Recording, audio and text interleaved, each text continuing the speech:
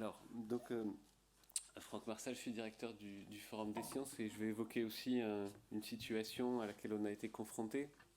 Et puis, peut-être je reviendrai un peu sur le fond du débat ensuite. Donc, la situation dans laquelle je ne vais pas reprendre tout ce que fait le Forum, mais on a une activité particulière qui est de proposer des expositions pour les petits. Quand je parle des petits, ce sont des enfants de 3 à 6 ans. Accompagnés de leurs parents ou des adultes, notamment des enseignants, des accompagnateurs de groupe, etc. Donc c'est évidemment une activité un peu particulière parce qu'on est à un stade précoce du développement intellectuel de la personne et évidemment on va aborder des sujets scientifiques de manière un peu différente et en général, mais ça on le fait aussi souvent sur d'autres publics. On va essayer de partir de choses qui sont relativement simples, qui font partie du quotidien de l'enfant, avec des mots qui vont être un peu des mots carrefour. On a fait par exemple une exposition sur le vivant, on a fait donc une exposition des LDI dont je vais parler sur l'égalité entre les filles et les garçons. Voilà. Et on va avoir très, très grossièrement deux approches essentielles par rapport à ça et par rapport à ce public-là. Mais je voulais y revenir parce que je pense que c'est important par rapport au sujet qui est le nôtre aujourd'hui. La première est évidemment une approche, on va dire, assez strictement scientifique, c'est-à-dire qu'on est sur un enjeu de découverte du monde. On va travailler sur des notions et en particulier, on va essayer d'élargir le point de vue de l'enfant, de lui montrer que ce mot, cet objet, cette notion qui fait partie de son quotidien, il peut la regarder, c'est ce que fait la science, sous différents angles et élargir son point de vue. Donc par exemple, notre exposition Vivant pour de vrai, elle part du point de vue que souvent l'enfant a une vision animiste du vivant, c'est-à-dire ce qui est vivant, c'est ce qui bouge, les animaux. Par contre, c'est plus difficile pour un enfant de 3 à 6 ans de comprendre qu'un végétal est vivant. Parce qu'une carotte plantée dans un jardin, ça ne bouge pas, par exemple. Voilà. Et donc l'expo va essayer de travailler là-dessus. Et là, on est vraiment sur une démarche, je pense, qui est assez classique. Il y a un deuxième aspect qui est fondamental par rapport à ce public-là, mais qui, à mon avis, vaut également pour l'ensemble des publics, c'est qu'on accompagne l'enfant dans son développement, dans toutes les dimensions de son développement, et en particulier dans son développement psychique, intellectuel, social. Et donc on va travailler, et c'est un peu nos leitmotifs, nos règles de conduite sur l'ensemble des expositions qu'on conduit. Il y a la question de la liberté d'expression, c'est-à-dire qu'il est important pour que l'enfant se construise, qu'il puisse s'exprimer librement, et on invite, et là c'est un travail à la fois pour nous, et on invite aussi les parents et les adultes qui accompagnent à s'associer à ça, c'est de respecter la parole de l'enfant, respecter le vocabulaire de l'enfant, respecter les idées émises par l'enfant. Parce que même si on sait qu'évidemment l'enfant a énormément de choses à apprendre, il ne va les apprendre qu'en partant de son propre développement. Et ça, je pense que c'est une question essentielle. Ça nous amène immédiatement sur la question du lien parent et enfant. C'est-à-dire qu'à partir du moment où on a un parent, un enfant, évidemment, on va constituer du coup un triangle entre le médiateur, le parent et l'enfant. Et ces trois relations sont effectivement importantes, sont notre outil de travail pour avancer. Donc tout ce qu'on va faire va être aussi soumis déjà à la relation qui existe entre le parent et l'enfant. Et notre enjeu va être aussi d'essayer de donner des clés aux parents pour évoluer dans la manière dont ils regardent le développement de son enfant. Il y a tout un enjeu évidemment sur l'autonomie de l'enfant, l'autonomie de son action, de sa liberté. L'enfant joue, expérimente, il va chercher, comme on le fait, mais un peu moins quand on devient adulte, à prendre aussi des libertés avec les consignes qu'on lui donne, à détourner les objets, à détourner les expositions. Et tout ça fait partie de son développement. Et tout ça est important. Voilà. Et donc c'est l'enfant, l'adulte qui entre dans l'univers de l'enfant, dans son vocabulaire, dans son imaginaire, pour essayer d'avancer avec lui.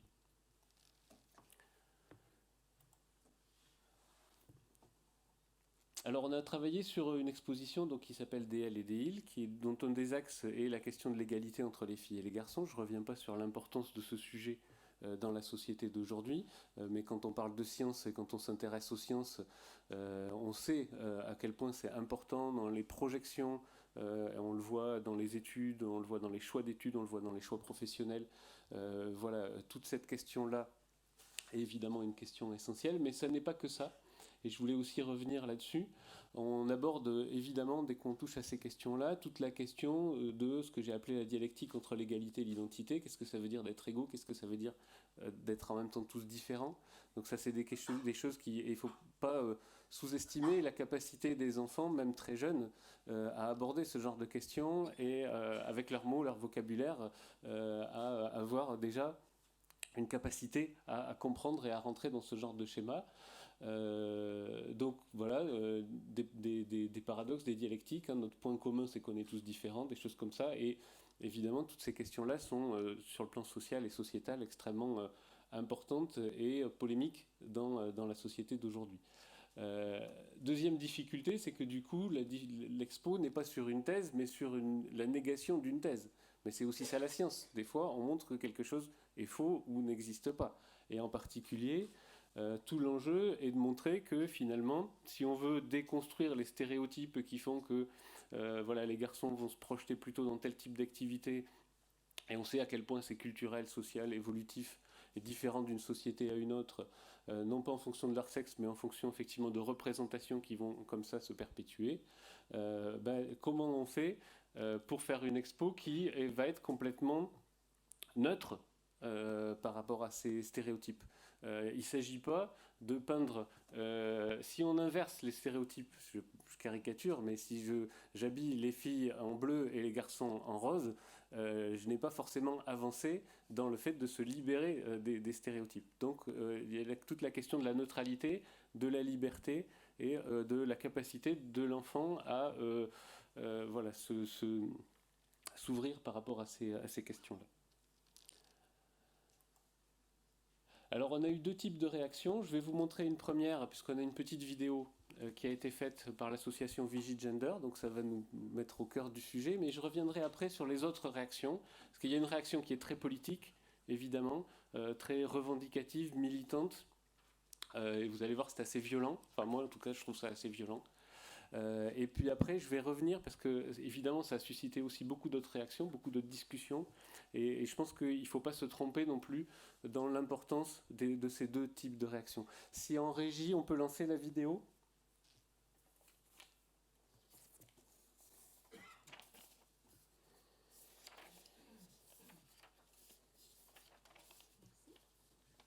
Merci beaucoup. Ah. Faux départ.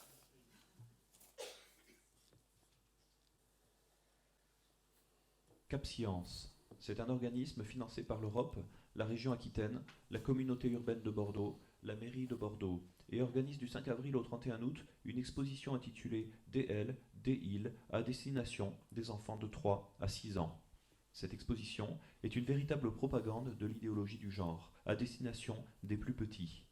Vigigender 33 décrypte ici même pour vous la vidéo de présentation de l'exposition, qui peut paraître anodine au premier abord, mais qui comprend en réalité tous les éléments dialectiques, subversifs même, de l'idéologie du genre. Voilà, alors on va continuer, je ne vais pas tout décrypter, hein, mais je voulais juste attirer votre attention sur deux, trois éléments au fur et à mesure. D'abord, vous voyez qu'on n'a pas encore commencé à parler du sujet, mais le décor est posé. Là, il y a les bons, et puis il y a les méchants. Vous êtes en danger. Et donc on va vous alerter et vous expliquer pourquoi vous êtes en danger. Tout ça est subversif. On est sur un ton qui est extrêmement grave. Je vous invite aussi à être attentif au ton de voix et tous les éléments comme ça qui font partie de la forme, mais qui sont extrêmement bien construits et ça va se poursuivre. On continue.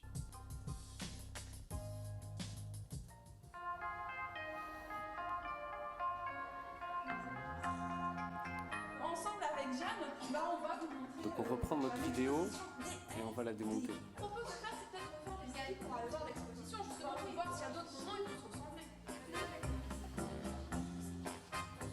L'exposition DLDI, c'est une exposition qui fait la promotion de l'égalité entre les filles et les garçons. L'égalité entre les filles et les garçons, voilà l'objectif de cette exposition. C'est un slogan séducteur, mais qui, malheureusement, ne veut rien dire. Nous connaissons l'égalité devant la loi, qui consiste en l'égalité des droits et des devoirs. Nous savons également que les hommes et les femmes sont égaux en dignité, c'est-à-dire que la vie d'une femme vaut strictement celle d'un homme. L'égalité tout court entre les garçons et les filles, ça n'a aucun sens. C'est un terme passe-partout destiné à vous rassurer. Donc les enfants. Voilà. Alors d'abord, si vous voulez discuter avec Sophie, qui est la conceptrice de l'exposition, elle est dans la salle, donc vous pourrez échanger avec elle. Que vous voyez, donc c'est notre vidéo qu'on a faite simplement pour présenter cette exposition au public, qui est comme ça disséquée et jugée. Et j'attire à nouveau votre attention sur le côté assertif, c'est-à-dire que d'abord il n'y a aucun argument, mais c'est en permanence. Nous savons que ça n'a aucun sens. C'est une véritable. Voilà, à chaque fois, il y a des éléments comme ça qui viennent donner. Couper en fait tout débat et couper toute liberté de jugement, couper toute liberté de pensée. Voilà, je ne vous fais pas un dessin non plus sur la sonnette, hein, le buzz là qui vient interrompre comme ça. Voilà, vous voyez très bien dans quel univers relationnel on se situe. Sont invités ici à choisir librement, à choisir leurs activités, non pas parce qu'ils sont des garçons, non pas parce qu'ils sont des filles. Rappelons qu'il s'agit d'une activité destinée aux enfants de 3 à 6 ans. Ils sont invités à oublier qu'ils sont des garçons ou des filles, donc à renier leur identité pour choisir des activités. Ce parti pris, nous le verrons, est loin d'être innocent. Et parce qu'en fonction de leur... Voilà, donc je pense qu'il y a un peu des sourires. Vous avez aussi, je pense, fait le lien entre...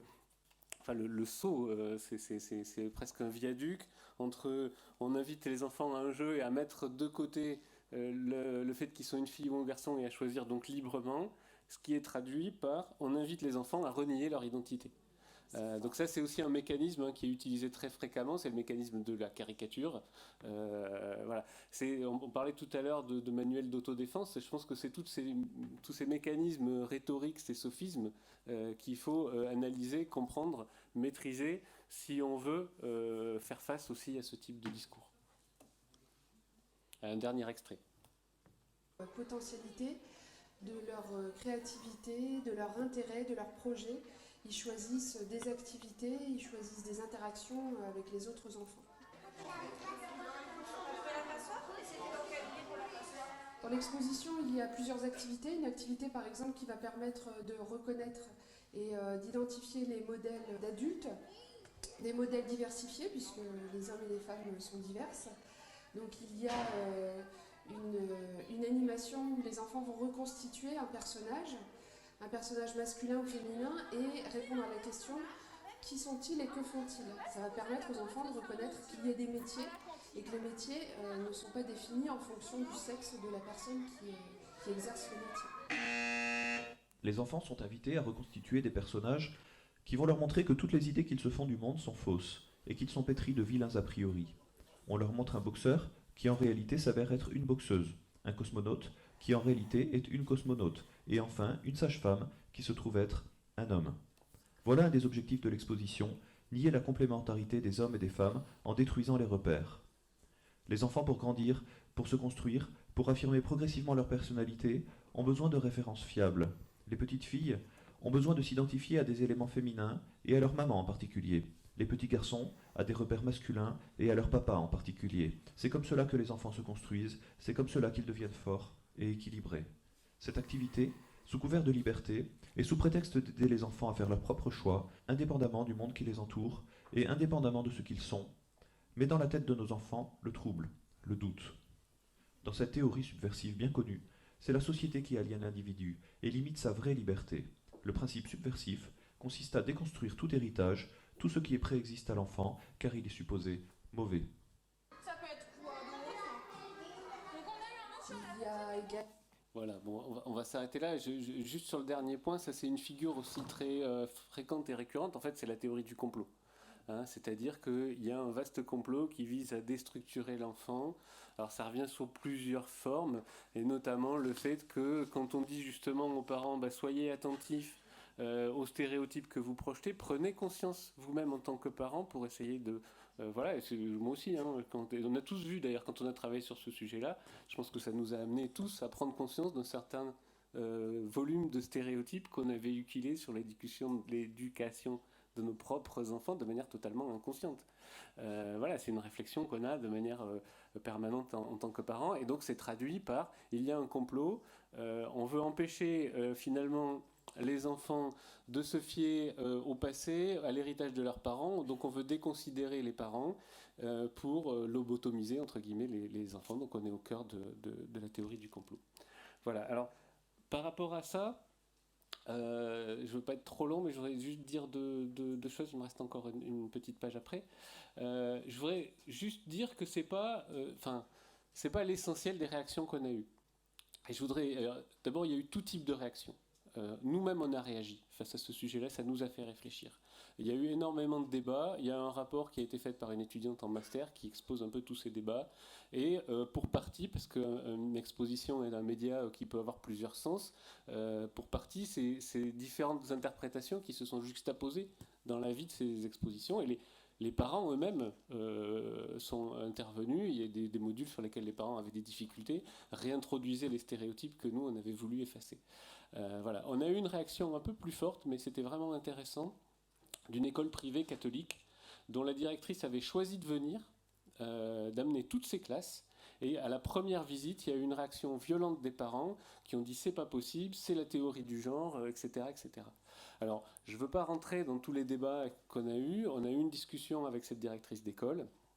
On a eu ensuite une discussion avec l'association de parents d'élèves. On a justement beaucoup débattu de cette différence entre égalité, identité. On est rentré un peu dans le cambouis de toutes ces discussions. Et au final, avec l'accord des parents, l'ensemble des classes de l'école sont passées dans l'exposition. Voilà, donc il ne faut pas se laisser non plus focaliser par des oppositions qui sont comme ça, qui veulent couper le débat en fait, et l'instrumentaliser à des fins politiques. Il ne faut pas se couper de notre vrai travail, qui est un travail de médiation qu'on fait avec l'ensemble de nos publics, qui n'est pas toujours facile, hein, bien sûr, mais qui est notre mission. Voilà. Dernière chose, juste pour conclure un petit peu, sur quelques réflexions plus personnelles par rapport à tous ces sujets. Je pense qu'il est important, nous c'est un des sujets qu'on va aborder l'année prochaine, c'est-à-dire de ne pas être simplement en défensif, mais à un moment donné d'affirmer qu'est-ce que c'est que la science. Et comme on l'a dit tout à l'heure, ça ne s'impose pas, c'est pas une définition d'autorité, c'est un travail d'ailleurs permanent. Et je voulais juste redonner quelques points de repère entre la pensée scientifique. Qu'est-ce qui nous permet de savoir? Moi, c'est un travail auquel j'attache beaucoup d'attention. Quand est-ce qu'on est dans une discussion qui est sur le champ d'une discussion scientifique, et quand est-ce qu'on a quitté ce champ-là? Ça, je pense que c'est très très important. Alors voilà, moi j'ai quelques éléments comme ça qui me paraissent structurants. C'est pas du tout exhaustif, mais je les soumets au débat et à votre discussion. Je pense que la première chose, c'est que la science est une pensée en devenir. C'est une pensée qui a une histoire. Je pense que l'histoire des sciences, on l'a dit, mais moi j'insiste beaucoup là-dessus, c'est quelque chose qui est très important. Face à ça, les systèmes de croyance, évidemment, ils ne sont jamais totalement immobiles, mais ce ne sont pas des pensées qui sont en permanence en devenir, en permanence en remise en question, comme le fait la science, qui est son propre moteur. Et au contraire, et je pense que ça a été aussi évoqué, l'histoire des croyances, pas seulement religieuse, est un sujet de science. C'est un sujet d'enseignement, on l'a dit tout à l'heure, mais c'est un sujet de travail scientifique. Et qu'à partir du moment où on fait admettre que la croyance est une œuvre humaine et le produit de l'histoire de la civilisation, et que donc à ce titre-là, elle est un objet de science, je pense que là, on a posé quelques jalons qui sont fiables pour la discussion. Et d'autant plus que ça a été un peu rappelé par Philippe Lazare, c'est que quand on creuse l'histoire des sciences et l'histoire des croyances, évidemment, tout ça est fortement entremêlé, et que les croyances et l'histoire des croyances a joué aussi un rôle dans l'évolution de la pensée humaine. La deuxième chose qui me paraît importante, c'est de rappeler que la science est quelque chose qui est instrumenté. On observe le réel à travers des instruments, et on n'observe d'ailleurs pas directement le réel, mais on observe des relations entre des objets.